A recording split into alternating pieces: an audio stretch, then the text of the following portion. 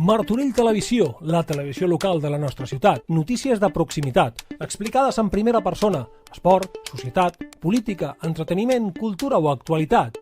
Estigues al cas, en el moment que està passant, t'ho estem explicant. Martorell Televisió, som el pont de la informació local de la ciutat. Gràcies per estar amb nosaltres.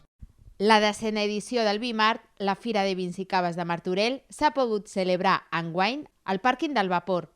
Allà, amb un aforament limitat i portant mascareta, s'ha pogut tastar i brindar amb una selecció del Baix Llobregat Nord. Després, l'Agustí Burriel ha cantat per Frank Sinatra acompanyat d'un quintet de músics. La Festa del Most és altre dels festejos que s'han pogut recuperar. En un primer lloc, la recollida del raïm a la plaça del Vi, on l'alcalde Xavier Fonollosa ha inaugurat els actes d'aquesta cultura popular.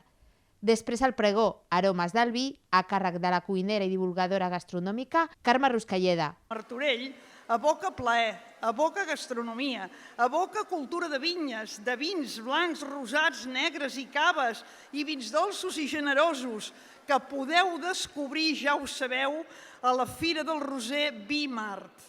Som mediterranis. A la plaça de la Vila, on s'ha dut a terme la tradicional ballada i trepitjada de raïm per les colles locals de la cultura popular. La famosa cuinera ha rebut un obsequi de l'entitat Amics de Sant Antoni. A la plaça de l'Església, ritmes populars i tradicionals de boleros, balsets i havaneres a càrrec del grup lleidatà Boira. I una nova edició de vi, moda i estilisme, amb aquesta la 6a, una desfilada amb un tas de vins a càrrec de la Sònia Pinedo i Esteve.